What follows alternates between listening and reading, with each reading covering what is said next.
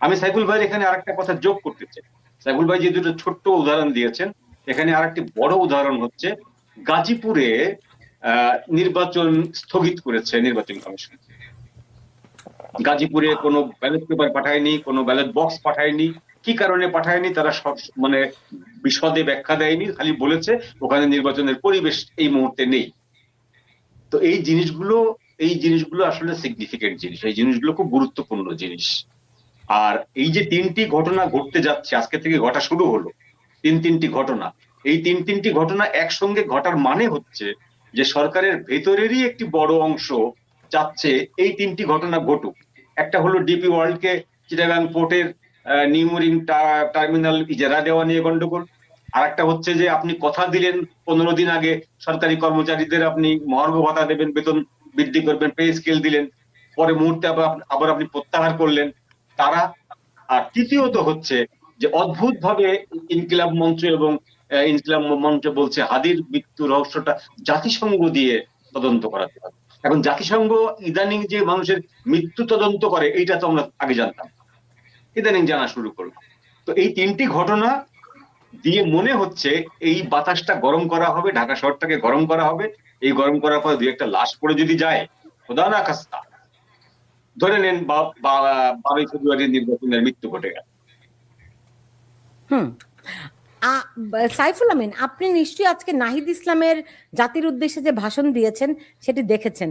তিনি কি আজকে বললেন যে সেনাপ্রধানের মানে ক্ষমতায় গেলে তারা ওয়াকারুজ্জামানের বিচার করবেন, এবং আপনি দেখুন সেনাবাহিনী কি এই বিচারের মুখোমুখি হতে প্রস্তুত? প্রথমত আপনি খুব সেন্সিটিভ একটা কথা বলছেন, আমি তো মনে করি বিচার হওয়া উচিত। এটা নাহিদ নাহিদ চাক আর ইসলাম জামাত চাক আর যাই হোক, আমার কথা হলো যে চেয়ে থাকে এটা সে তাদের পার্সপেক্টিভে চেয়েছে, কিন্তু আমারও একটা পার্সপেক্টিভ আছে তার বিচার চাওয়ার। কারণ সে রাষ্ট্রের স্বাধীনতা সার্বভৌমত্ব রক্ষা করার জন্য তা ওথ নিয়েছিল as a junior officer, like lieutenant যখন হয় তখনই সে শপথ নিয়েছিল। কি শপথ? সে রাষ্ট্রের স্বাধীনতা সার্বভৌমত্ব রক্ষা করবে, প্লাস সরকারের ইয়েটাকে সে সরকারকে সে প্রোটেকশন দেবে, স্বাধীনতা সার্বভৌমত্ব রক্ষা এবং সরকারকে প্রোটেকশন দেবে। সে এই দায়িত্ব সে নিয়েছে, সেই দায়িত্ব পালন করেনি। সো তার বিচার হওয়া উচিত। এটা আমারও ইয়ে। কার সাথে কে বেইমানি করছে সেটা, আমার সাথে শেখ হাসিনার সাথে বেইমানি করলো না নাহিদের সাথে বেইমানি করলো এটাই শোনা, আমার রাষ্ট্রের সাথে সে বেইমানি করেছে। যেহেতু রাষ্ট্রের সাথে বেইমানি করছে, এটা রাষ্ট্রদ্রোহিতা। সে যা করেছে এই মানে ধরেন আন্দোলন সমর্থনের মাধ্যমে, একটা একটা সরকার পতনের মাধ্যমে, একটা একটা দেশকে পুরো উল্টো দিকে চলে যাওয়ার জন্য যে যে কাজটা সে করেছে, এই জন্য সে তার অবশ্যই নিরপেক্ষ কোনো আদালতে তার বিচার হওয়া উচিত, এবং বিচার করে তাকে আমি মনে করি এই তার সকল কি বলে এই কি কি ব্যাজ র্যাঙ্ক সব কিছু তার কেড়ে নেওয়া উচিত। মানে রিটায়ার করে গেলেও তাকে তার রিটায়ারমেন্টের পর হলো বিচার করে তার র্যাঙ্ক ব্যাচ কেড়ে নেওয়া উচিত। যে তাকে জেনারেল বলা যাবে না, কারণ সে যা করেছে এটা আরও অনেক আগেই সেনাবাহিনীর আরও অনেক অফিসারের হওয়া উচিত ছিল, হয় নাই। কিন্তু বাংলাদেশে একটা উদাহরণ হওয়া উচিত যে সেনাবাহিনীর অফিসারদের এখন যেরকম আছে যে এটা তো হলো আপনি গুম খুনের জন্য এই খুনের জন্য ওগুলো করতেছেন, কিন্তু আপনি রাষ্ট্রের সাথে বেইমানি করছে, এটা তো সবচেয়ে বড় ব্যাপার। এর বিচার যদি একটাবার হয় তাহলে উদাহরণ সৃষ্টি হবে। সেটা কি জন্য হবে না হবে আমি জানি না, এটা হওয়া উচিত। জি। মঞ্জুরুল হক, কিন্তু নাহিদ ইসলাম কেন সেনাপ্রধানের বিচার চাইলেন? তাদের পক্ষেই তো সেনাপ্রধান কাজ করলেন, তাই না? না, তারা তো মনেই করে আছে যে শেখ হাসিনাকে তারা ধরতে পারতেন, তারা নিশ্চিহ্ন করতে পারতেন, সেনাপ্রধানের কারণে পারেননি। সেনাপ্রধান শেখ হাসিনার আত্মীয়, তারা ওই ন্যারেটিভটা ওইভাবে চিন্তা করছে যে সেনাপ্রধান তাদের আত্মীয়, সেনাপ্রধান তাদেরকে সেফ এক্সিট করে দিয়েছে, নিজস্ব প্লেনে করে পাঠিয়ে দিয়ে নিরাপদে বর্ডার ক্রস করতে দিয়েছে।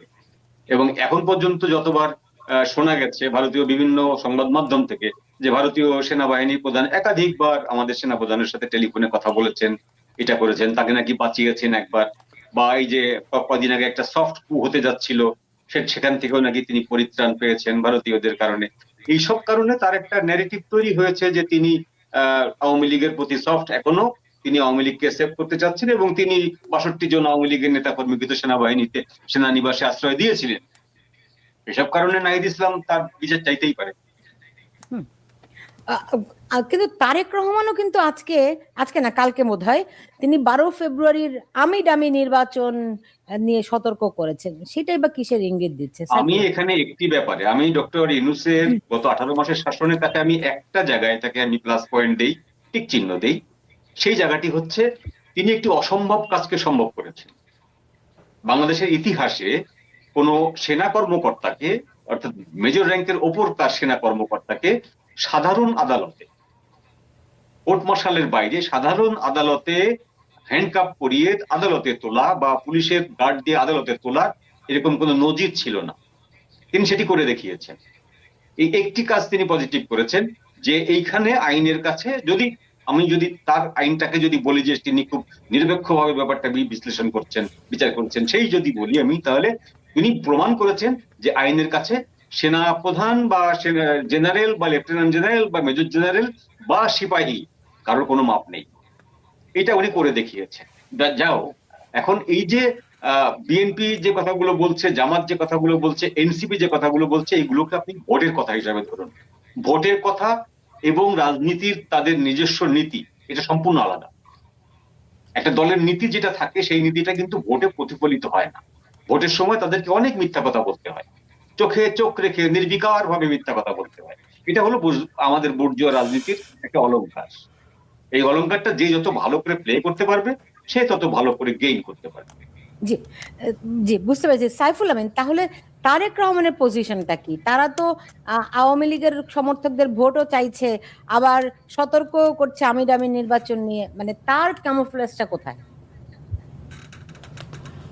তার কি ক্যামফ্লেজ আপনি এখানে দেখতে পেয়েছেন আমি জানি না। আমার আমার কথা হলো সে আসলে তারেক রহমান এই, বাত কি বাত সব বলে যাচ্ছে। আপনি আপনি তারেক রহমানের বক্তৃতা মানে মাঠের বক্তৃতাগুলো শুনেছেন? একটা না একটু যদি আপনি দেখেন, প্রত্যেকটা অলমোস্ট প্রত্যেকটা গুরুত্বপূর্ণ জনসভা সে ভুল কথা বলেছে, ভুল তথ্য দিয়েছে। ও অলমোস্ট এই কালকেও ভুল তথ্য দিয়েছে। তো সে যখন এইসব কথাগুলো বলে, এগুলো হলো কথার কথা, বাদ কি বাদ বলতে পারেন। এইটা মানুষ আমি কোনটা সরি খাবে সাইফুল কোনটা আমিন, করতে। আমি একটু ইন্টারাপ্ট করি আপনাকে। তারেক রহমানের কথাগুলো কি একটু এনজিও টাইপের লাগে কিনা? আমি ওইভাবে ভাবি না, আমার কাছে ইম্যাচিউর্ড মনে হয় তাকে। Okay. আমার কাছে মনে হয় ইম্যাচিউর্ড না হলে, আপনি একটা উদাহরণ দিই আপনাকে। সে মানুষকে কিন্তু প্রকাশ্যে চ্যালেঞ্জ করে এবং ওই মানুষটা তাকে লজ্জা দিয়ে যায়, সেই লজ্জাটা সে বুঝে না। আমি বুঝে বলি, সেটা হলো একটা ঘটনার কথা বলি। আমি এই ভদ্রলোকদের পছন্দ করি না, তারপর তো ঘটনা রইল। মাহফুজ জানাম সাহেব ওনাদের কি একটা সভায় বক্তৃতা দিতে গিয়ে উনি একটা স্ট্যাটিস্টিক্স দিয়েছেন। সেই স্ট্যাটিস্টিক্স চ্যালেঞ্জ করেছে, ঢাকা শহরের পানির গভীরতা নিয়ে একটা স্ট্যাটিস্টিক্স দিয়েছিলেন। হ্যাঁ, সেটা স্ট্যাটিস্টিক্স চ্যালেঞ্জ করে ফেললো একদম মঞ্চের মধ্যে দাঁড়িয়ে, বসে একদম আঙ্গুল তুলে উনি বলছে না না আপনার এটা নেই, এত এত মিটার এরকম। তো মাহফুজ জানাম প্রথম থতমত খেয়ে গেছেন, কারণ মাউজানাম কথাটা কিন্তু একদম স্ট্যাটিস্টিক্স দিয়েই বলেছেন। শেষ পর্যন্ত বলছে ঠিক আছে, আপনি আমার চেয়ে ভালো জানেন, এর চেয়ে আপনি তো আমার চেয়ে ভালো জানেন, তারা আপনি ভালো ভালো বুঝবেন। এই যে লজ্জাটা দিল, এই লজ্জা থেকে সে কিন্তু মুক্তি পায়নি। সে তার নেয় না, সে দেশের বিভিন্ন জনসভায় এমন জায়গায় যায় বলে হাসপাতাল ইয়ে করবে, মেডিকেল কলেজ এন্ড হাসপাতাল করবে বলতেছে, যেখানে অলরেডি একটা মেডিকেল কলেজ আর একটা হাসপাতাল আছে। সো আপনি বুঝতে পারছেন না সে কার দ্বারা পরিচালিত হয় এবং সে কোন মস্তিষ্ক নিয়ে চলে। সে তথ্য এইটা সেটা নিয়ে গেলো, এগুলো সে মানে সে মনে করে এরকম কথাগুলি বলে ফেললেই তো হয়ে গেল, আর কি কিছু আসে যায় আপনার? কিছু আসে যায় না তো। সো এই ভদ্রলোকের কে আপনি এত ডিপলি ভাবার কোনো দরকার নেই। আমি মনে করি না, আমি তাকে এত ডিপলি ভাবিও না। আমি বাংলাদেশের মানুষ যে কাউকে ভোট দিতে পারে, যে কেউ প্রধানমন্ত্রী হতে পারে, আপনিও একদিন প্রধানমন্ত্রী হতে পারেন। কোন দিন সুলতানা প্রধানমন্ত্রী হতে যাবে জানি না তো আমি। হ্যাঁ, না বাংলাদেশের মানুষ তো এরকমই ভাই, যে হুজুগ নিয়ে চলে, যে যে মস্তিষ্ক নিয়ে চলে, যে এটা তো গোল্ডফিশের মেমোরির মতো অবস্থা আমাদের। আমরা কালকে দিনটা ভুলে যাই। আমি একটা আর্টিকেল পড়তেছিলাম, বুঝছেন, যে আমরা কোন একটা দেশ, আমরা কোন একটা জাতি, যে জাতিটা তার স্বাধীনতার ন্যারেটিভ ভুলে যায়। এটা কে? এটা তো শুধুমাত্র আপনি এই জেনারেশনকে দোষ দিবেন, বা আপনার দোষ আছে না, আমার দোষ আছে না, আপনার দোষ আছে না, মঞ্জু ভাইয়ের দোষ আছে না? অবশ্যই দোষ আছে। So, একটা জাতি, যে জাতির এরকম ইতিহাস কিন্তু পৃথিবীতে রেয়ার, রেয়ার, এই রেয়ারেস্ট বলতে পারেন। 30 লাখ লোক মারা গেছে, একটা জনযুদ্ধ, পুরো দেশ যুদ্ধ করছে। সেই জাতি 50 বছরের মধ্যে তার জাতির হিরোদেরকে ভুলে যায়, জাতির হিরোদের ক্যারেক্টার নিয়ে অ্যাসাসিনেট করে। সেই জাতির হিরোদের পারলে মাথার মধ্যে মতো পেশাব করছে। You have seen it. তো এই জাতির কাছে আপনি এইটা আমি আমি এর বেশি কিছু ইয়ে করি না, বুঝছেন। এখন ধরেন কারাগারে যে বন্দী, তাদের মধ্যে 94% ভোট বর্জন করেছে। 94। হ্যাঁ, 94%। বিদেশি মানে প্রবাসী যারা রয়েছেন, আপনি জানেন এইবার প্রথমবারের মতো ভোট দেওয়ার সুযোগ তারা পেয়েছে প্রবাসী থেকেও। তাদের মধ্যে 93% ভোট বর্জন করেছে। এই যে অভাবিত একটা বর্জন, তো 12 তারিখে কি এটা রিফ্লেকশন হবে মঞ্জুরুল হক? আমি তো এখানে অন্যরকম ঘটনা দেখি। ভোটটা হচ্ছে আমার কাছে এখানে মনে হচ্ছে ক্যামোফ্লেজ, স্রেফ ক্যামোফ্লেজ। আপনি কত আসন কাকে দেওয়া হবে, বিএনপিকে কত দেওয়া হবে, জামাতকে কত দেওয়া হবে, ওই জামাতের সেঙ্গাত যারা তারা কত পাবে, বিএনপির সেঙ্গাত যারা, যে বামপন্থীরা কয়েকজন কোদাল টোদাল নিয়ে নেমেছেন, হাতুড়ি কোদাল টোদাল নিয়ে, তারা কত পাবেন সব ভাগ করা আছে। ভাগ করে সেই ভাগ নিয়ে একটা জাতীয় সরকার গঠিত হবে, একটা এই সরকারের মতন আপনার এই আপনার জাতীয় সরকার টাইপের একটা সরকার গঠিত হবে, যেই সরকারটা ডক্টর ইউনূসকে 280 দিন সময় বরাদ্দ করবে। গণপরিষদ সরকার টাইপের, গণপরিষদ, তারা সংসদ সদস্য থাকবে, এট দ্য সেম টাইম তারা গণপরিষদের সদস্যও থাকবে।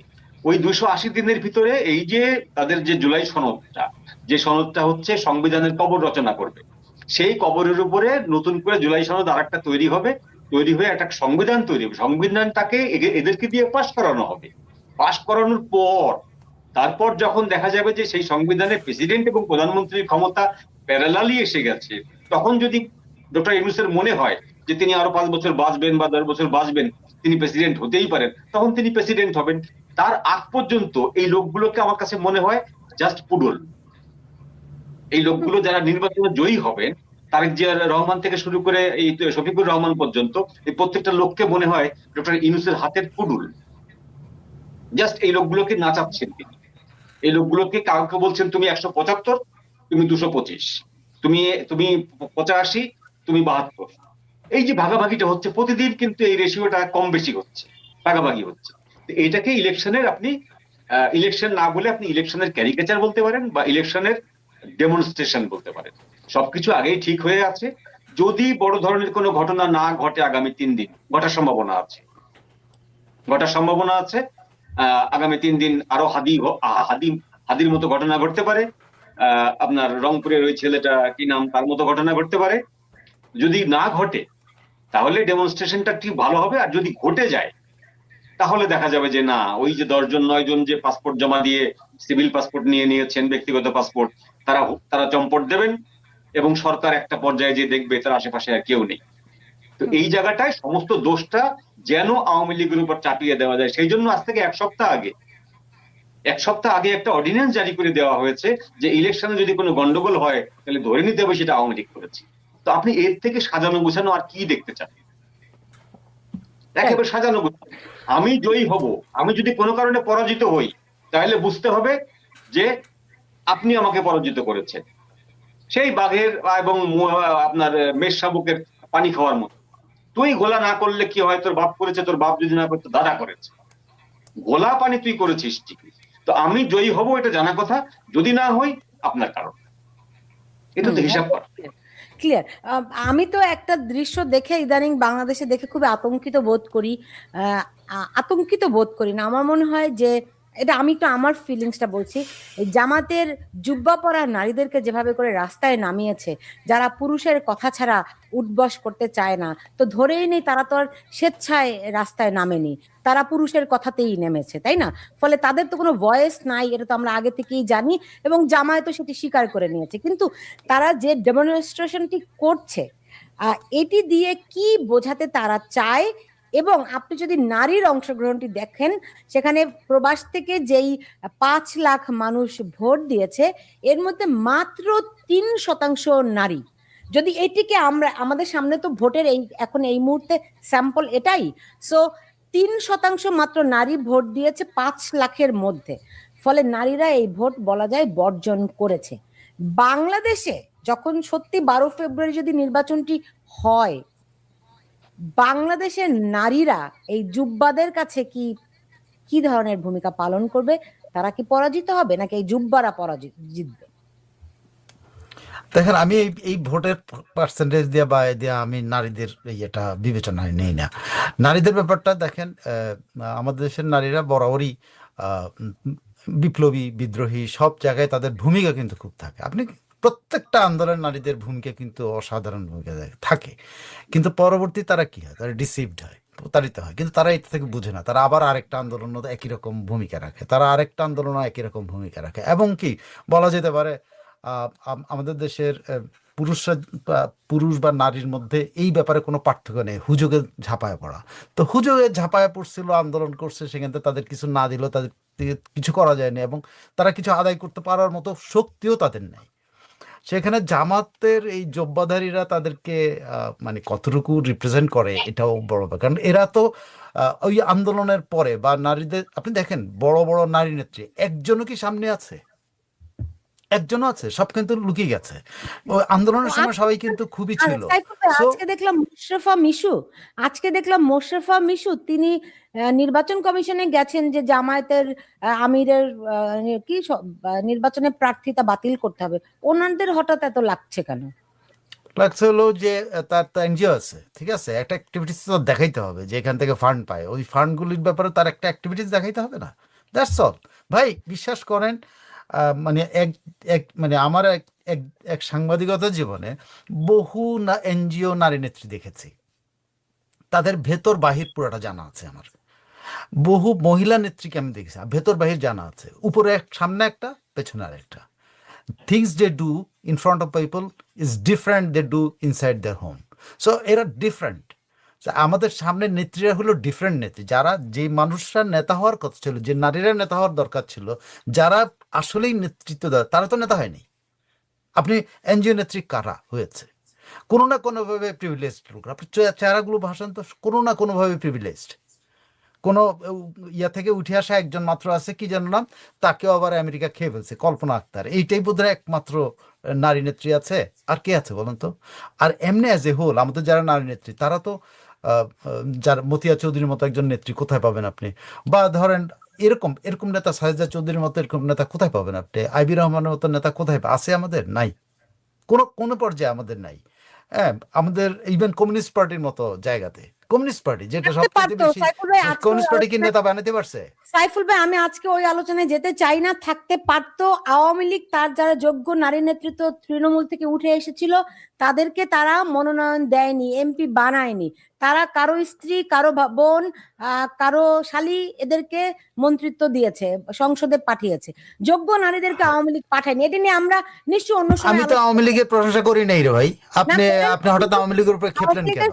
আওয়ামী লীগের সামনে যে সুযোগটা ছিল তারা সেটা মিস করেছে, একটু বলে রাখলাম। মতিয়া চৌধুরী, না না সেটা বলে রাখেন, কিন্তু আওয়ামী লীগের উপর আপনি এখন খেপার কোনো দরকার নেই। কারণ এই যে আজকে আপনি তো একজন মতিয়া চৌধুরীর নাম বলতে পারলেন না, আপনি তো একজন সাজেদা চৌধুরী দেখাতে পারলেন না। এখন তারা তো আমাদের মধ্যে ছিল, দল হিসেবে আওয়ামী লীগ সেই কে আছে? না কে আছে? কে আছে? আর না, আপনি যে কথাটা বললেন, একজনও তৈরি হয় নাই, না একজনও তৈরি হয় নাই। আপনি শুনেন শুনেন, যুব মহিলা লীগের একজনও তৈরি হয় না। আমারটা শেষ করতে দেন। যুব মহিলা লীগের কয়জন পুলিশের লাথি মারা ছাড়া কে নেত্রী ছিল আপনাদের এখানে, যাকে মতিয়া চৌধুরী পর্যায়ে নিতে পারবে, বাকে সাজেদা চৌধুরী পর্যায়ে নিতে পারবে? কাকে বলেন? নাম 10 জনের নাম আমি আপনাকে বলতে পারবো। সেজন্য বলছি আজকে আমি এই আলোচনাটায় যেতে চাই না, আরেকদিন করব। কারণ এটি করা দরকার, ভবিষ্যতে নিশ্চয়ই করব। যখন আমাদের অবস্থা বদলাবে, আমাদের বলতে আমি বলছি বাংলাদেশের যে নারীরা এখন চ্যালেঞ্জের মধ্যে পড়েছে, আগে সেইটার সমাধান হওয়া জরুরি, পরে আমাদের কোথায় কোথায় সংশোধন হওয়া দরকার নিশ্চয়ই সেগুলি নিয়ে আমরা আলোচনা করবো। আমি শেষ করব, আমার সময় খুবই অল্প। মঞ্জুরুল হক, আপনি যদি দেখেন যে এখন এই যে বর্তমান প্রেক্ষাপটে দাঁড়িয়ে ইউনূস সরকার নানানভাবে মোচড়ামুচড়ি করছে, সরকারের একটি অংশই চাইছে না নির্বাচন হোক, তারা নানা রকম গেম প্ল্যান করছে বলেও শুনতে পাচ্ছি। আলটিমেটলি 12ই ফেব্রুয়ারি কি রক্তক্ষয়ের দিকে আগাচ্ছে, নাকি একটা নীরব বিপ্লব তারা করে ফেলবে? এই কথাটা দিয়ে আমি শেষ করব। তার আগে আমি সাইফুল ভাইয়ের কথা একটু যোগ করব, যেটা আপনি সাইফুল ভাইকে বলতে দিলেন না, সেটা আমি একটু যোগ করি। সেটি হলো যে আমি ধরুন আমি আমি এই জায়গাটায় বিশ্বাস করি যে আপনি একজন বিবেক সম্পন্ন মানুষকে, সচেতন মানুষকে 100টি টাকা দিলেন ভাত খাওয়ার জন্য, সেই মানুষটি কি করবে? তার যদি আত্মমর্যাদা থাকে, সে আপনার একটি কাজ করে দেবে। সে আপনার কাছ থেকে ওই 100টি টাকা সাহায্য বা ভিক্ষা হিসাবে নেবে না, অনুদান হিসাবে নেবে, নিয়ে আপনার একটি কাজ করে দেবে। সে বলবে আপনাকে আমি একটা কাজ করে দেব, তার বিনিময়ে আপনি টাকাটা নেব।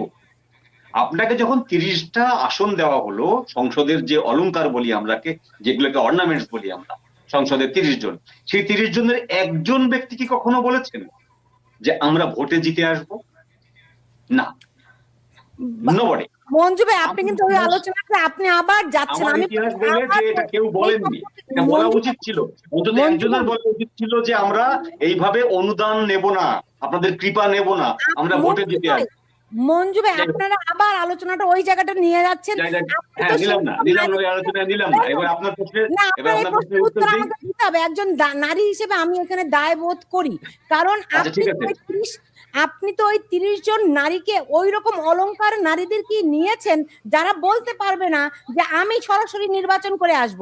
আর যেই সব নারীরা ধরেন ছাত্রলীগের, যুবলীগের, যেই সব নারী নেত্রীরা এই যোগ্যতা রাখে, আপনি তাদেরকে সংসদেই পাঠান নাই। আপনি কারো বউ, কারো বোন, কারো শালী, শিল্পী, অমুক সমুক তমুককে পাঠিয়েছেন, ওই নারীদেরকে আপনারা বঞ্চিত করেছেন। আমি এই প্রসঙ্গটি বলেছি। আচ্ছা, যাই হোক, ঠিক আছে, যে আপনি এখন প্রসঙ্গে যাচ্ছি না, আপনার প্রশ্নের উত্তরটাই আসি। সেটা হলো যে 12 তারিখে যেটা ঘটতে যাচ্ছে, সেটা আমার ধারণা যে সরকারের ভেতরেই দুটো বড় ধরনের ভাগ হয়ে আছে মোটা দাগে। একটি ভাগ মনে করে নির্বাচনটা হওয়ার দরকার নেই, নির্বাচনটা হলে আমাদের বিপদ বাড়বে। এটা কিন্তু দেশের জন্য না, দেশের উপকার অপকারের ব্যাপার না, সম্পূর্ণটা তাদের পার্সোনাল ব্যাপার। একটি গ্রুপ মনে করছে সরকারের যে তারা নির্বাচনটা হয়ে গেলে বিপদে পড়বে, কারণ তারা যে ক্ষমতার অপব্যবহার করেছে, সেই অপব্যবহার করার কারণে জামাত আসুক আর বিএনপি আসুক, যেই আসুক, তাদেরকে যে লেজিটিমেসি দেবে এরকম কোনো গ্যারান্টি তারা পায়নি। আর একটা গ্রুপ মনে করছে যে নির্বাচনটা হয়ে গেলে তারা রিলিফ পাবে, নির্বাচন না হলে তারা বিপদে পড়বে। এই দুটো গ্রুপের কারণে, এই দুটো গ্রুপ কিন্তু নির্বাচন, এক গ্রুপ হওয়াতে চাচ্ছে, আর এক গ্রুপ বানচাল করতে চাচ্ছে। এখন এই বানচাল করতে চাওয়া এবং হওয়াতে চাওয়ার যে ইনার কলিশন, এই ইনার কলিশনের সাথে যদি আপনি কমনওয়েলথের যে ছোট্ট একটি বাণী আপনি যদি যোগ করেন, কমনওয়েলথ বলেছে জয়ের প্রশ্নের উত্তর, জয়ের কথার প্রেক্ষিতে, যে না, এই আওয়ামী লীগের মতো একটি দলকে বাইরে রেখে অন্তর্বর্তীমূলক নির্বাচন এটা হয় না, আমরা আপনার এই কথার সাথে একমত। যদি এটা হয়, যদি কমনওয়েলথ এটা বলে, যদি ইউরোপীয় ইউনিয়ন এটা বলে, যদি মার্কিন যুক্তরাষ্ট্র থেকে এটা বলা হয়, যদি ভারত থেকে এটা বলা হয়, তাহলে আমার ধারণা শেষ মুহূর্তে যে 11 তারিখে রাত্রি বেলায় যে নির্বাচন পসপন্ড হয়ে যেতে পারে, আমার একটা সম্ভাবনা মনে হচ্ছে আমার কাছে এটা। আর যদি হয় এটা, তাহলে এটাকে আমি নির্বাচন বলবো না, এটাকে বলবো নির্বাচনের একটা ডামি করা হলো, ডেমনস্ট্রেশন। জি, সাইফুল আমিন, শেষ প্রশ্ন করছি আপনাকে, যে এরই মধ্যে প্রায় 10,000 ভুয়া পর্যবেক্ষক ধরা পড়েছে। এদের নিয়োগ দেওয়ার কি উদ্দেশ্য ছিল? আপনি এই ধরনের ঘটনাগুলো যদি ইয়ে করেন, এটা একটা ঘটনা। আমি আরো কয়েকটা ঘটনা আপনাকে উল্লেখ করি। সেটা হলো যেমন ধরেন আজকে স্বরাষ্ট্র উপদেষ্টা আজকে যে বলল যে আমি সীমান্তে সেনাবাহিনী পাঠাবো প্রয়োজনে, কথাটা কেন? জাস্ট থিঙ্ক, এই এই চেষ্টাটা তাদের ব্যর্থ হয়েছে। নির্বাচন বানচাল করার এই চেষ্টা ব্যর্থ, কারণ এই যে 10,000, এই 10,000 এরা মাত্র 123টা বা কতটা আসনে এরা নির্বাচন পর্যবেক্ষণ করার কথা। তাহলে আপনি যদি ভাগ করেন, জাস্ট ভাগ করেন, একটা আসনে কতজন পড়ে? প্রায় 100 জনের মতো করে পড়ে যায়। তো আপনার 2টা কেন্দ্রে মপ করলেই তো হয়ে যায়।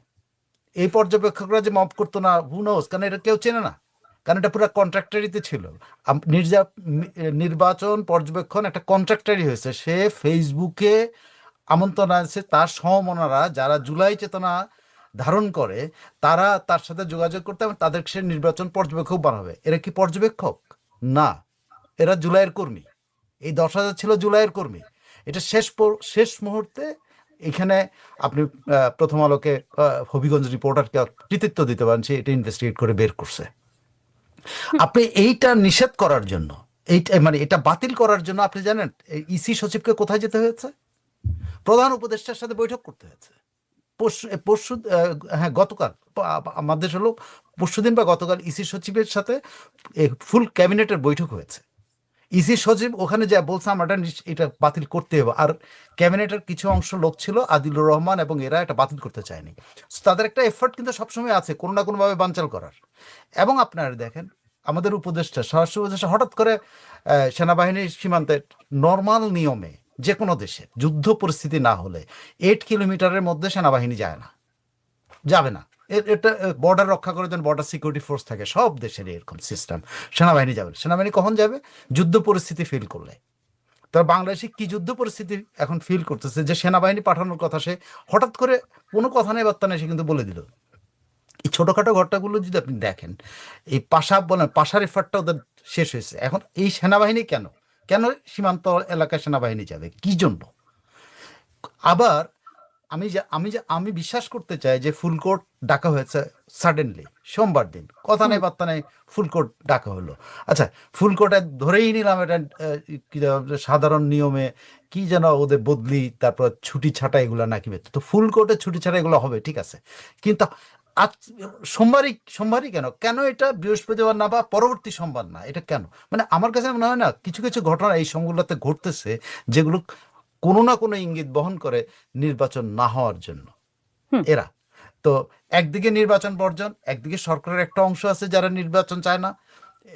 মুজিব বলছেন দুইটা ভাগ, বিশাল ভাগ দুইটা, একটা হলো বুড়িয়া ভাগ, বুড়াদের একটা ভাগ যারা নির্বাচন এক দিয়া কোনো মতে দিয়া পালা যেতে পারলে সালেউদ্দিন সহ অন্যান্য যারা আছেন তারা, আর আরেকটা গ্রুপ আদিলুর রহমান রেজওয়ানা এরা পুরা গ্রুপটা হলো ইউনুসকে একদম ঘিরে রাখছে কোনোভাবে নির্বাচন না হওয়ার জন্য। এই 10,000 পাশা নামে যে সংগঠন 10,000 এটা বেসিক্যালি কিছুই না, আপনার 20টা কেন্দ্রে যদি আপনি মপ করতে পারেন তাহলে তো হয়ে যায়, শেষ নির্বাচন শেষ।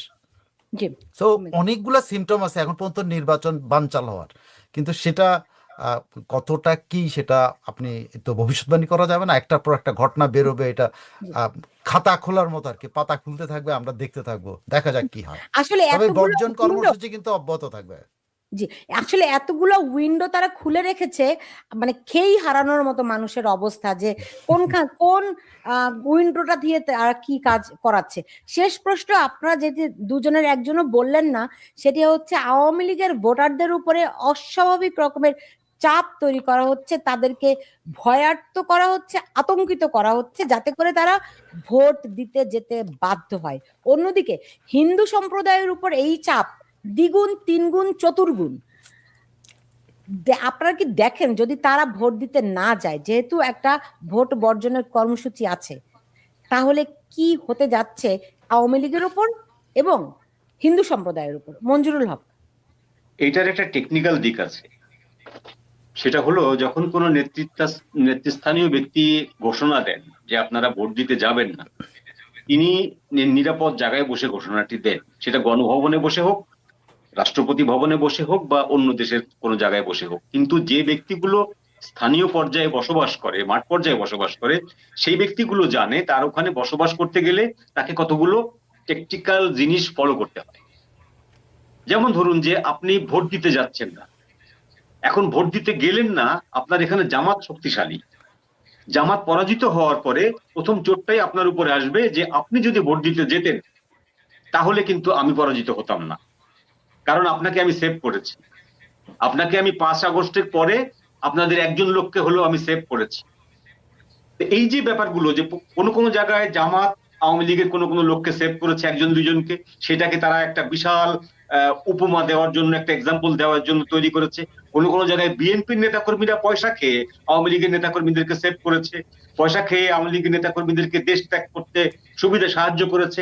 সেই লোকগুলোও চাচ্ছে যে আওয়ামী লীগের যে লোকগুলোকে আমরা হেল্প করেছি তারা যদি আমাদেরকে ভোট না দেয় তাহলে এই লোকগুলোর উপরে টর্চার নেমে আসবে। এই জিনিসটা হচ্ছে স্থানীয় পর্যায়ে ম্যানেজমেন্ট করতে হয়, এটা কোনো কেন্দ্রীয় নেতৃত্বের যে আদেশ সেটা কিন্তু এখানে হুবহু ফলো হয় না, করা যায় না।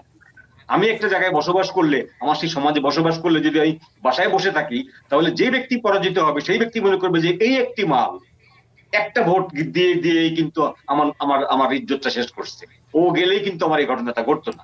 যদি কেউ 1 ভোটে হারে বা 2 ভোটে হারে তাহলে কিন্তু আপনাকে সে টার্গেট করবে। এইসব কারণে আওয়ামী লীগের নেতাকর্মীরা দ্বিধাগ্রস্ত আছে। পারতপক্ষে কেউই চাইবে না ভোট কেন্দ্রে যেতে, কিন্তু যদি তার অস্তিত্বের প্রশ্ন আসে, তার টিকে থাকার প্রশ্ন আসে, দুনিয়ার মালিক তিনি অনুভব করেছেন যে চীনকে চাপে রাখতে গেলে ভারতকে চটিয়ে লাভ নেই।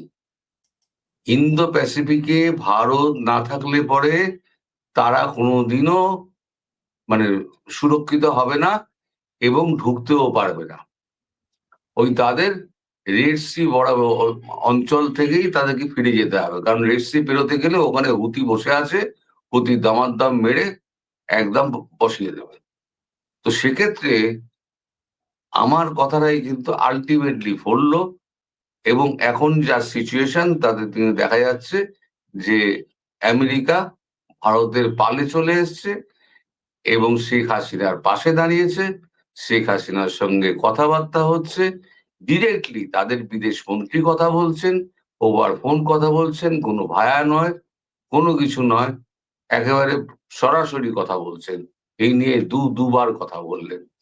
আমেরিকার বিদেশ মন্ত্রী যখন এই ধরনের কথা যখন বলেন তখন তার পজিশন থেকেই বলেন, তিনি তো আর তার প্রেসিডেন্টের অনুমতি না নিয়ে কথা বলবেন না, তার প্রেসিডেন্টের নিশ্চয়ই অনুমতি রয়েছে। ভারত সম্পর্কে আমাদের দুনিয়ার মালিক তিনি তো অনেক কিছু বলে বেড়ালেন। তিনি যুদ্ধ থামিয়েছেন অন্তত 50 থেকে 55 বার বলেছে।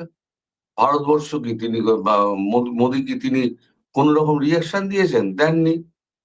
এই যে আবার একটা ঢপ মারলেন যে $500 বিলিয়ন এনার্জি একটা ডিল হচ্ছে, তারপর ভেনেজুয়েলা থেকে তেল কেনা হবে, তারপর রাশিয়া থেকে তেল কেনা বন্ধ করা হচ্ছে। আজকে আমি খবরের কাগজ তুলে দেখিয়ে দিয়েছি, রাশিয়া বলে দিয়েছে 1 ফোঁটাও তেল কেনা বন্ধ হয়নি, আর যেরকম ছিল সেরকমই তেল কেনা হচ্ছে, আর এ নিয়ে আমাদের মধ্যে কোনো কথা হয়নি। এর থেকে বড় আর কি হতে পারে? ফলে তাদের নিজস্ব মানে এই অনুযায়ী চাহিদা অনুযায়ী তারা এই ডিলটা করতে সম্মত হয়েছে। আদারওয়াইজ আর 3 মাস গেলে আমেরিকার প্রচন্ড খাদ্য সংকট দেখা দেবে। মজুদের তো একটা পরিমাণ আছে, মজুদ তো প্রায় শেষ হয়ে আসছে, টান পড়ছে আস্তে আস্তে। আমেরিকায় খুব একটা লোক নেই বলে সেরকম টানটা হয় না। যদি এরকম 140 কোটি হতো না, তাহলে আমেরিকার দম ছুটে যেত। তো যাই হোক, এখন পাকে পড়ে এখন ভারতবর্ষের সঙ্গে এখন একটা চুক্তিতে আসতে চাইছে, কিন্তু ভারতবর্ষ তার নিজস্ব দুটো সেক্টর, যেটা প্রথমেই বলেছিল যে আমাদের মিল্ক সেক্টর এবং আমাদের কৃষি সেক্টর, এগ্রিকালচার সেক্টর, এই দুটোকে কিন্তু আমরা বাদ রাখবো। এখন ইউরোপিয়ান ইউনিয়নের সঙ্গে যা চুক্তি হয়েছে, আমেরিকার সঙ্গে যা চুক্তি হতে যাচ্ছে এবং ব্রিটেনের সঙ্গে যা চুক্তি হয়েছে, এবং ইউরোপিয়ান ইউনিয়নের বাইরে আয়ারল্যান্ড, তারপরেতে আর কয়েকটা দেশ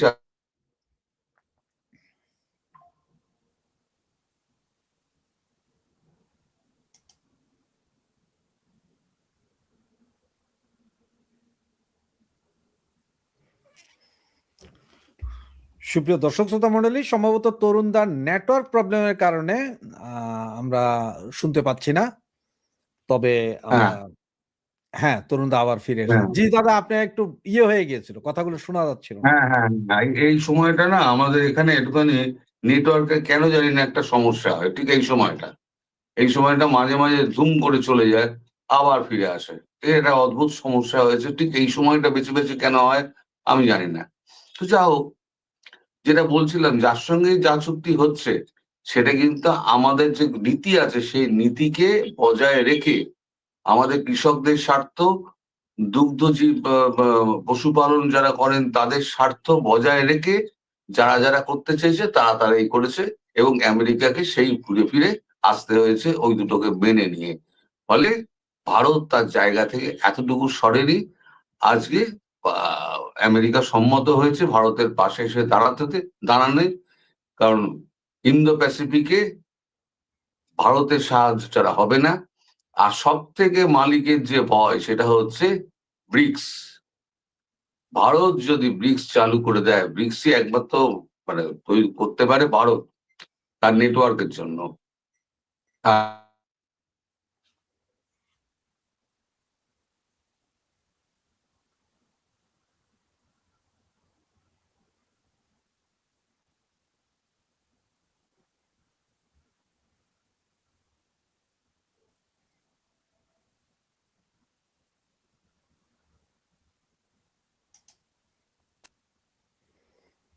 হুম। জি দাদা। তো যা বলছিলাম তো আহ, এখন এইগুলো আমি যা যা বলেছি সেগুলোই কিন্তু হচ্ছে, কিন্তু মানুষের মনের মানে পড়াশোনার মধ্যে আমরা থাকি কেন, যাতে ভুলে না যাই, মনে রাখতে পারি। তা এইগুলো আমি যেগুলো বলেছি 3 মাস আগে, সেগুলো এখন ইরেজ হয়ে গেছে। তখন মনে হয়েছিল গুজব, তারপরে অনেকেই লিখেছে হ্যাঁ আপনি যা বলেছিলেন, যাদের স্মৃতিশক্তি ভালো তারা অনেকেই লিখেছে হ্যাঁ আপনি যা বলেছিলেন সেই মতোই তো হচ্ছে। আবার অনেকে লেখে আপনি গুজববাজ, আপনি গুজব ছড়িয়ে যান। আমার গুজব ছড়িয়ে তো লাভ নেই। আর এই যে আপনাদের এখানে আপনারা যে মনে করেন যে আমরা ভিউজ এর জন্য করি, আমাদের ভিউজ করে দিয়ে কিন্তু আমাদের কোনো কাজ হয় না। আমি একদিন যদি আমি করি, ক্লাস করি, আমি তাতে যা পয়সা পাই, তাতে এই যে আপনারা যে ভিউজ ভিউজ করেন না, তাতে কিন্তু অনেক বেশি টাকা আমি কিন্তু একটা ক্লাস করলে পাই, আমি ইউনিভার্সিটিতে। এখানে কত পয়সা দেয় না দেয় আপনারা একটু খোঁজ খবর নেবেন। আপনাদের ভারতে প্রচুর লোকজন রয়েছে, একটা ইউনিভার্সিটিতে একটা ক্লাস করলে পয়সা দেয়, তাহলেই আপনারা আন্দাজ করতে পারবেন যে ইউটিউব করে পয়সা রোজগার হয়, আর একটা অধ্যাপক ইউনিভার্সিটিতে পড়ালে পরে তার কত রোজগার হয়। আমি তো পার্ট টাইম বেসিসে করি, ক্লাস অনুযায়ী, যার জন্য দিনে আমি একটার বেশি করতে পারি না। আর দুটো করি কখন, যখন রাত্রিবেলা কোনো খবর হয়, সকালবেলা আমি রাত্রিবেলা তৈরি করে রেখে দিলাম, আমি 1:30টার সময় আমি ছেড়ে দিলাম। তখন যখন ছাড়ি তখন কিন্তু আমি কিন্তু এতে ক্লাসে, ওটা ইউটিউবে দেওয়া থাকে, স্টুডিও দেওয়া থাকে, টাইমার দিয়ে সে ঠিক 1:30টার সময়, ভারতীয় টাইম 1:30টার সময় কিন্তু সে ছেড়ে দেয়। ফলে আমি যে ঘরে আছি তার কোনো মানে নেই, আমি তখন হয়তো ক্লাসে পড়াচ্ছি। ফিরে এসে আমি আবার ওই 4টের সময় ফিরে আসি, তারপর তাড়াতাড়ি ধরাচুরো পড়ে আমি আবার একটা ভিডিও করতে বসে যাই 6:30টায়। আমার এত খাটনির কি প্রয়োজন? আমি যদি কালকে থেকে বন্ধ করে দিই, আমার তো কেউ যাবে আসবে না। এই যে আওয়ামী লীগের শেখ হাসিনা যখন ক্ষমতায় বসবে, তখন তো আমার ভিডিও কেউ দেখবে না। কিন্তু আমার একটা মিশন আছে, সেই মিশনটা কমপ্লিট হলে আমি বেরিয়ে যাবো। তখন হাজারে করলো তো আমি তো আর আসবো না, কারণ আমার মিশন কমপ্লিট। ধন্যবাদ দাদা। একটা কথা আমি আসলে বুঝাতে বুঝাতে পাগল হয়ে যাওয়ার দশা, সেটা হচ্ছে যে আমাদের কিছু লোকজনের কথা হচ্ছে যে আমরা ইন্ডিয়া এখনো কিছু করছে না, ইন্ডিয়ার উপর একটা বিশ্বাস ছিল। এখন আপনি যদি বুঝাতেন যে আসলে ইন্ডিয়া কি করবে এখানে বাংলাদেশে এসে, নাক গলা ইন্টারফেয়ার তো করবে না, বা যুদ্ধ করে এসে তো শেখ হাসিনাকে বসাবে না। আমি এটা তাদেরকে বুঝাতেই পারছি না যে ভাই আমরা যদি না দাঁড়াই তাহলে এখানে ইন্ডিয়া কি করবে, এটা কি আপনি যদি বলেন কিছু ওনাদের উদ্দেশ্যে। শোনো, ইন্ডিয়া তখনই করবে যখন ইন্ডিয়ার উপরে কোনো আঘাত আসবে। যতক্ষণ ভেতরে ভেতরে ভেতরে ভেতরে হচ্ছে ততক্ষণ ঠিক আছে। যতক্ষণ না পর্যন্ত ইন্ডিয়ার ওপরে আঘাত আসছে, ততক্ষণ পর্যন্ত ইন্ডিয়া কিন্তু নিজের জায়গায় নিজের সৈন্য রেখে দিয়েছে। যে কোনো মুহূর্তে দরকার হলে, যে কোনো দিন, আর লাগবে তো ভাই বড় জোর 2 থেকে 3 দিন, খুব বেশি হলে যদি অলিগলিতে সেনা যদি মোতায়েন করতে হয়, তাহলে 2 থেকে 3 দিন। আর যদি ড্রোন দিয়ে আর বিস্ফোরণ করে যদি হয়, তাহলে পরে তো আধা ঘন্টায় মাল শেষ হয়ে যাবে। সবই তো রেঞ্জের মধ্যে। পাকিস্তানকে মেরে পাট পাট করে দিল, পাকিস্তান তো অনেক বড় ছিল। একেবারে সীমান্ত অঞ্চল থেকে একেবারে সেই চিরের সীমান্ত অঞ্চল পর্যন্ত সর্বত্র মেরে পাট পাট করে দিয়েছে, স্কারদু পর্যন্ত। যদিও কতজন বাংলাদেশি স্কারদুর নাম জানে সে নিয়ে আমার সন্দেহ আছে। স্কারদু হচ্ছে ওদের, আমাদের যেমন দার্জিলিং, ওদের তেমনি হচ্ছে স্কারদু, পাহাড়ি অঞ্চল, এবং সেটা অনেক উঁচুতে। স্কারদু গুগলে টাইপ করলেই পাওয়া যাবে। সমস্যা কোথায় জানো রাশেদ ভাই? এই বাংলাদেশের মানুষ এই ইউটিউব আর ফেসবুকের বাইরে একটা দুনিয়া আছে, সেই দুনিয়াটায় অনেক কিছু ঘটছে, সে সম্পর্কে কোনো খবর রাখে না। যদি খবর রাখতো তাহলে বুঝতে পারতো যে তরুণ ঘোষ যা বলছে, রাশেদ হায়দার যা বলছে, সেগুলো অনেকটাই সত্যি। আমরা সত্যিটাকে খুঁজে বার করি, খুঁজে বার করে আমরা সেগুলোকে বলি। জানার চেষ্টা তো নেই, উল্টে যে জানাবে তাকেই গুজববাজ বলে দেখে দাও। আসলে নিজের নিরক্ষরতা, নিজের অজ্ঞানতা, সেটা ওই ইউটিউবে কমেন্ট করে জানিয়ে দাও। আমি আজকাল কমেন্টের খুব একটা উত্তর ফুত্তর দিই না এই কারণে, যে দেখলে মেজাজ খারাপ হয়ে যায়, সারাদিন মেজাজটা বিগড়ে থাকবে, তার থেকে না দেখাই ভালো। অনেকে লেখেন আপনি তো উত্তর দেন না, আমি উত্তরটা দেবো কি? আপনি একটা ভালো কমেন্ট করলেন, তারপরে 5টা হচ্ছে বাজে কমেন্ট। আবার সেই কমেন্টের কোন রকম তোমার মানে কি বলবো, কোনো শালীনতা থাকে না। সে ঘরের মা বউকে পর্যন্ত ছাড়ে না। ঠিক আছে, আমার কথা নিয়ে সমালোচনা করতে হবে, আমাকে বলো না, আপত্তি নেই। কিন্তু আমার মা বোনকে তুলে গালি দিয়ে কি উদ্ধার করতে চাইছো? তাতে কি হচ্ছে? তাতে তোমাদের নিচুতা, সে জামাতি হোক আর আওয়ামী লীগই হোক, তোমাদের অজ্ঞানতা, তোমাদের নিচুতা, তোমাদের অশিক্ষা, এটাই প্রমাণ হচ্ছে। একটা মানুষের লেখায় এবং কথায় বোঝা যায়, বলে না মানুষের পেটে একটা খোঁচা দিলে বোঝা যায় সে কতটা শিক্ষিত। আজকে এই সমস্ত করতে করতে বাংলাদেশ সম্পর্কে ভারতে মানে পশ্চিমবঙ্গের বিশেষ করে এবং সেভেন সিস্টার অঞ্চলে এমন একটা বিরূপ প্রতিক্রিয়া হয়েছে যে আপনি যদি ভিসা নিয়ে আপনি আসেন না, আমি বাংলাদেশিদের বলছি, আপনি যদি ভিসা নিয়ে আসেন, মানুষ তো আর দেখতে যাবে না আপনাকে ভেতরে ঢুকে আপনি আওয়ামী লীগ করেন কি জামাতি করেন বা বিএনপি করেন, আপনাকে দেখলেই হেনস্থা করবে। এবং তার জন্য কে দায়ী? তার জন্য হচ্ছে আপনারা দায়ী। আপনারা সবাইকে ভারত বিরোধী বলে ধরে নিয়েছে। আমরা যেমন এই কালচার করি বলে আমরা ধরে নিই যে হ্যাঁ এখানে এখানে বিভিন্ন দল আছে, তাদের বিভিন্ন মতামত আছে, আমরা ধরে নিই কে বিএনপি, কে ভারত বিরোধী, কারা জামাত, তাদেরকে ভারতবাসী অত জানবেই করে, তাই ইন্টারনাল পলিটিক্স একটু জানবেই করে, জানে না সবাইকে দেখে দিয়েছে এই বাংলাদেশি ভারত বিরোধী। এই হচ্ছে এটা ব্যাপার। তাতে দোষটা কার? ভারতবর্ষের দোষ? সেটাই। আমাদের আমাদের গুজববাজ বলে লাভ নেই। নিজেরা অশিক্ষিত, আপনারা অশিক্ষিতই থাকবেন। বল। দাদা, আপনার কালকে একটা ভিডিও ছিল যে হাসিনা এবং মার্কো রুবিওর ফোন আলাপ হয়েছে।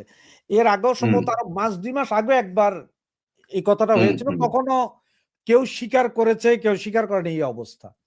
আসলে গত 2 দিন আগে যেটা হয়েছে, এটা কি ব্যাপারে হয়েছে বা কি, এই বিষয়গুলো কিন্তু জানতে পেরেছেন আপনি?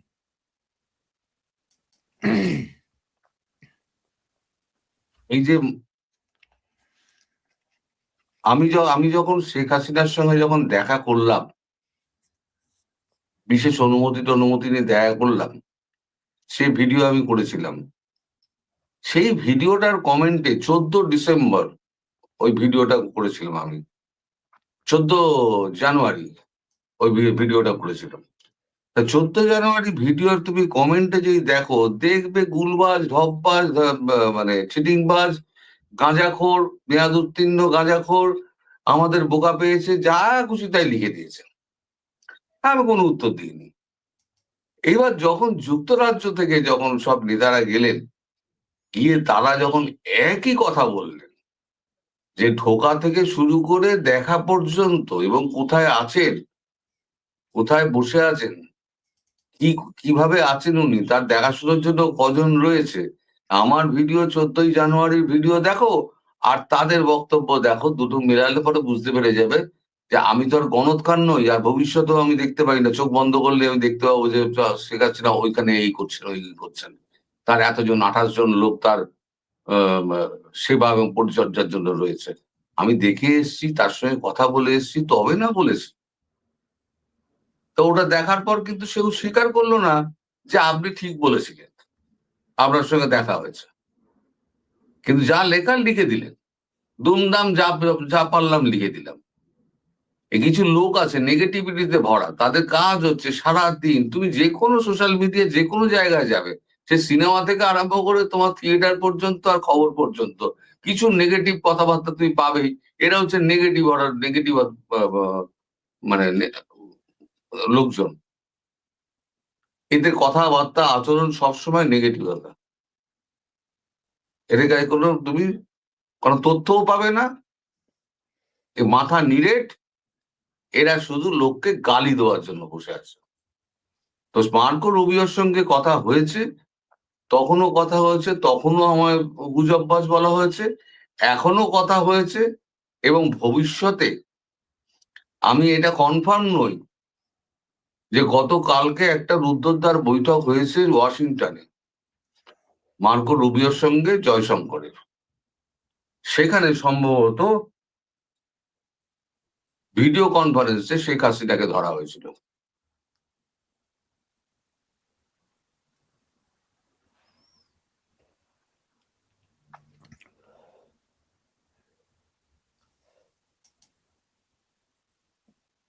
দাদা কি শুনতে পাচ্ছেন আমাকে? হ্যাঁ, আমি শুনতে পাচ্ছি। জি, হ্যাঁ, এই জিনিসটা আমরাও শুনেছি যে গতকালকে ভারতের সাথে বাংলাদেশ বিষয়ে একটা ডিল হয়েছে বলে বলছে, যে বাংলাদেশ বিষয়ক একটা কথাবার্তা হয়েছে আপনাদের জয়শঙ্কর সাহেব এবং মার্কো রুবিওর মধ্যে। কি কথা হয়েছে বা কি হতে যাচ্ছে এটা কি জানতে পারছেন দাদা? এটা নিয়ে আমরা ভিডিও করেছিলাম, আমি তো বলি, সেটা হচ্ছে একটা চুক্তি হয়েছে, সেটা সারসংক্ষেপ, চুক্তিটা পুরো তো আমি পাবো না, এই সারসংক্ষেপ যেটা আছে সেটা আমি ভিডিওতে কিন্তু বলেছিলাম। সেটা হচ্ছে সেগমেন্ট 1 বলা হয়েছে স্ট্র্যাটেজিক বিষয়ে আকাশ সমুদ্রপথ আর international terrorism, cross border terrorism নিয়ে অর্থায়ন, এগুলো হলে সার্জিক্যাল স্ট্রাইক ভারত করতে পারবে। এবং তারপরে তো বলা হয়েছে যে ইন্দো প্যাসিফিক অঞ্চলে সুরক্ষা তৈরি করতে গণতন্ত্র, মানবাধিকার, আইনের শাসন, সকল ধরনের অর্থনৈতিক ও অসামাজিক কর্মকাণ্ড এগুলো বন্ধ করতে হবে। ইউএস এর সঙ্গে একটা সর্বাত্মক সহযোগিতা এবং সমঝোতা তৈরি করার দায়িত্ব হচ্ছে ঢাকার। আর ভারত, দিল্লি এবং ওয়াশিংটন পারস্পরিক মর্যাদার ভিত্তিতে ইনডেফিনিট আগামী 10 বছর 2036 পর্যন্ত একযোগে কাজ করে যাবে। কৌশলগত সিদ্ধান্ত বাস্তবায়ন চলমান থাকবে, প্রতি 3 মাস অন্তর অন্তর এটা পর্যালোচনা করা হবে। এইটা ছিল চুক্তির একটা সেগমেন্ট 1-এ। তারপর সেগমেন্ট 2, 3, 4, 5 কি আছে আমি জানি না, যেটা জানি না তা নিয়ে আমি আর কথা বলবো না, আন্দাজে কথা বলে লাভ নেই, কারণ এই চুক্তিগুলো কিন্তু পরবর্তীকালে প্রকাশ পাবে, আস্তে আস্তে প্রকাশ পাবে এই চুক্তিগুলো। আপনাদের চুক্তি তো কোনো নন ডিসক্লোজাল চুক্তি হয় না ভারতের, বাংলাদেশও এর আগে কোনো নন ডিসক্লোজাল চুক্তি শেখ হাসিনার সরকার করেনি, এখন বাংলাদেশ সরকার করছে নন ডিসক্লোজাল চুক্তি। তো দাদা অনেকে প্রশ্ন করছেন যে দাদা আপনি এবং আমার কথাও বলছেন যে আমরা বলছি যে নির্বাচন হবে না, যেটা আমাদের এই মুহূর্ত পর্যন্ত বিশ্বাস যে নির্বাচন হবে না। এবং আমি আজকে যতটুকু খবর পেলাম এটা শুধু আপনারা ইন্ডিয়ান গভর্নমেন্টই যে ওই নন ফ্যামিলি করেছে তা না, ইউরোপীয় ইউনিয়নের ম্যাক্সিমাম দেশ নন ফ্যামিলি করে দিয়েছে, ইউরোপিয়ান ফ্যামিলি চলে এসছে অলরেডি। বিভিন্ন দেশ আবার ওই গতিবিধির উপরে বলেছে যে নির্বাচন আসছে, সহিংসতা হতে পারে, সকলকে সাবধান, এগুলো জানিয়ে। এবং ইউরোপীয় union, America, great Britain, France, এদের আজকে যে বৈঠক, সেই বৈঠকেও বলা হচ্ছে যে নির্বাচন না হওয়ার সম্ভাবনা 99%। এবং এই কথাগুলো তারা গতকাল নাকি সকালবেলা আলোচনা হয়েছে, এই নিউজটা আমার কাছে আছে। এবং গতকাল বিকাল থেকে হঠাৎ করে শুরু হলো কি হাদি হত্যার বিচার হইতে হবে, নির্বাচনের আগে ফাঁসি হয়ে যেতে হবে, এইটা বলে যমুনায় ঘেরাও। আজকে তো অবস্থা খুবই খারাপ। এর ভিতরে সম্ভবত আপনার এই চা বিক্রেতা রনি, যে এখন কয়েক কোটি টাকার মালিক, সে গুলি খেয়েছে একটু আগে, ফেসবুকে 6 লাখ, পুলিশ ব্যাপক ধোলাই করতেছে এদেরকে। সব ঘটনাগুলো দেখে আপনার কি মনে হয় যে নির্বাচনটা কি হবে নাকি অন্য কিছু ঘটে যাচ্ছে দাদা? না, এটা অনেকদিন আগেই বলেছিলাম নির্বাচন হবে না। তার কারণ হচ্ছে যখনই যে দল দেখবে যে তার জেতার ক্ষমতা নেই, সেই দল কিন্তু করবে কি, সে বিএনপি হোক আর জামাত হোক, বিএনপিও যেমন চাঁদাবাজি করেছে, তার মারপিট করেছে, পরিচিত দল, জামাতও রক কাটা হিসেবে পরিচিত। ফলে যে কেউ একটা নির্বাচন বয়কট অথবা হিংসাত্মক কার্যকলাপ করবে, সেটা হচ্ছে নির্বাচনের ঠিক আগে, এবং এমন একটা কাণ্ড হবে সেখানে নির্বাচনটা বাতিল হবে। নির্বাচনটা, এটা চাইছে, ইউনূসও চাইছে এই নির্বাচনটা কোনো মতে বাতিল হয়ে যায়, তাহলে ইউনূস তার মসনদে আরো কিছুদিন টিকে যাবে। এটা চাইছে এও, আমাদের ইউনূসও চাইছে। তাই এরাও কি এখন নির্বাচন বাতিল চাইছে? ইউনূসও বাতিল চাইছে নির্বাচন নাকি? ইউনূস ভেতরে ভেতরে চাইছে, বাইরে কিছু বলছে না। ইউনূস ভেতরে ভেতরে চাইছে, ও দেখাচ্ছে যে আমি নির্বাচন দিয়ে বেরিয়ে যাব, কিন্তু ভেতরে ভেতরে চাইছে। কারণ নির্বাচনটা যদি হয়ে যায় তাহলে তো ওর আর কোনো রকম মানে রোল থাকছে না।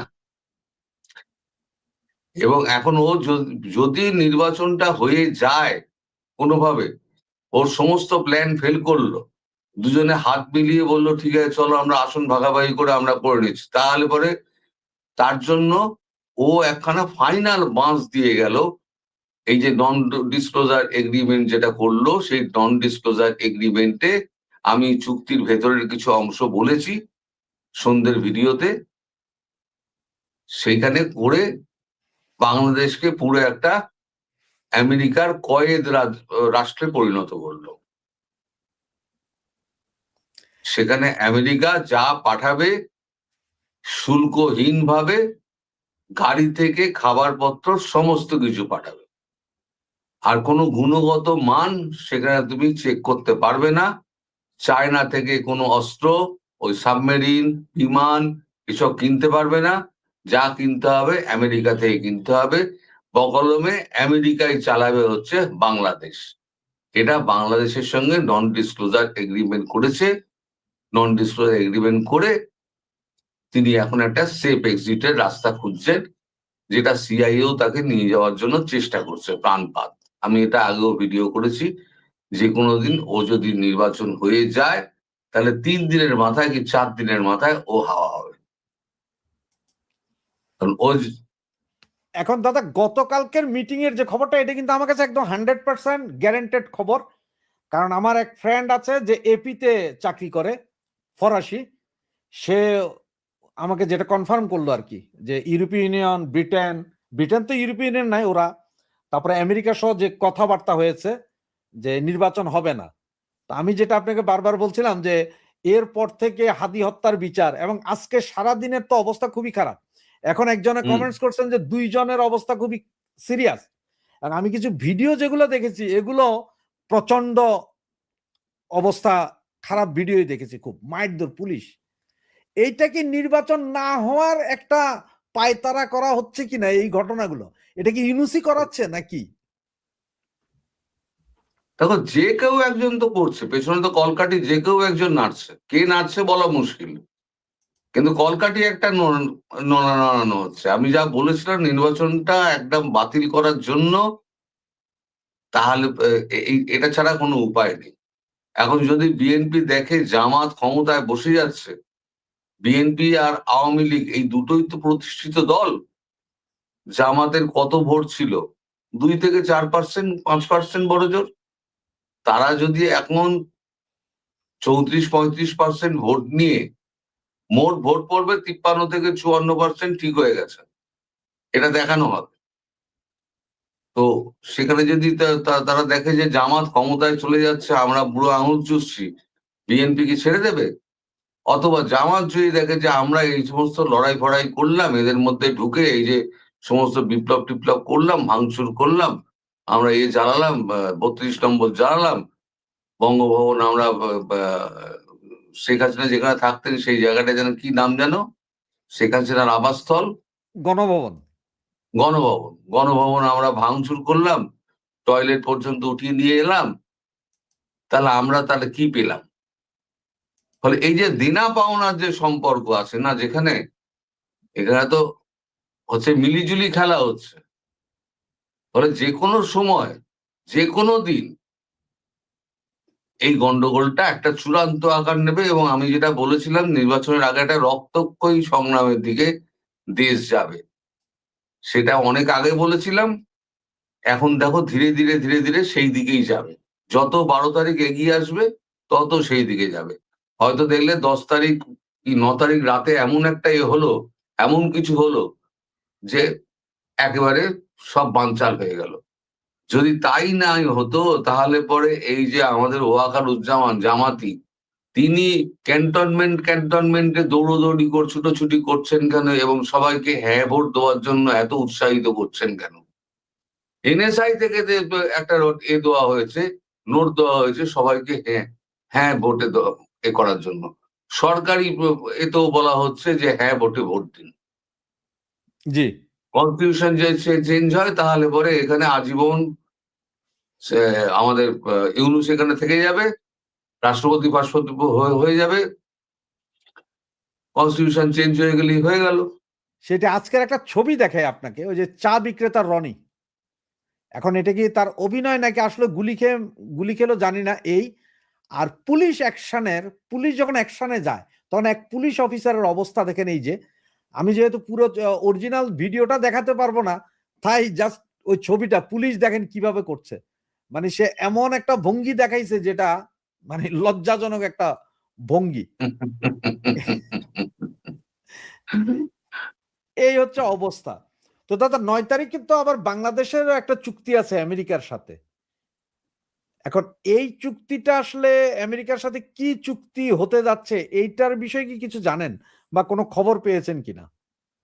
মাঝে তুমি ফ্রিজ হয়ে গেছে, আর একবার বলো। বললাম দাদা 9 তারিখে বাংলাদেশের সাথে আমেরিকার একটা চুক্তি হতে যাচ্ছে, যেখানে খলিল গিয়েছে অলরেডি। কি হ্যাঁ, চুক্তি হবে এটা কি কিছু জানেন? ওইটাই তো বললাম, নন ডিসক্লোজার এগ্রিমেন্ট যেটা হচ্ছে 9 তারিখ, ওটা নিয়েই তো বলছি তো,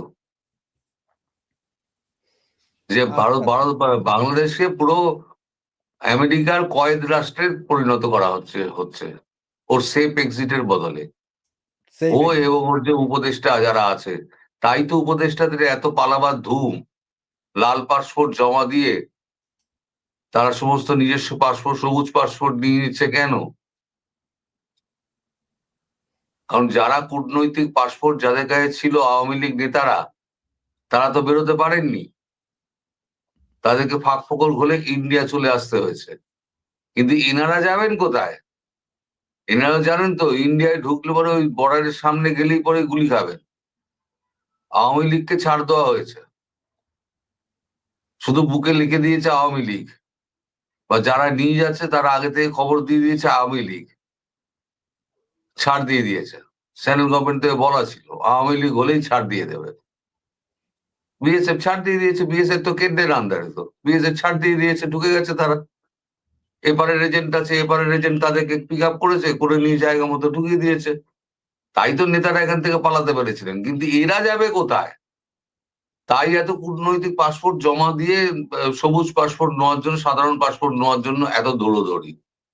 এদিক ওদিক দেখবে হাওয়া খারাপ, প্লেন ধরবে হাওয়া। তবে একটা জিনিস আপনি শুনেছেন কিনা জানি না, বা আপনাদের দেশে এটা হয় কিনা জানি না, আমাদের ওই যে নৌবাহিনীর প্রধান বললেন যে 9টি যুদ্ধ জাহাজ রেডি 12 তারিখ নির্বাচনের জন্য। 9টা যুদ্ধ জাহাজ দিয়ে নির্বাচনের দিন যুদ্ধ জাহাজ দিয়ে কি বোমা হামলা করা হবে কিনা, এই ধরনের কাহিনী আগে আপনার দেশে হয় কিনা? এই যুদ্ধ জাহাজ, সাবমেরিন। আমাদের দেশে হাসাহাসি হচ্ছে পত্রপত্রিকায়। আমি উপহাস করব না বলে আমি ওই সমস্ত খবর দেখাই না, কারণ একটা দেশকে নিচু করা।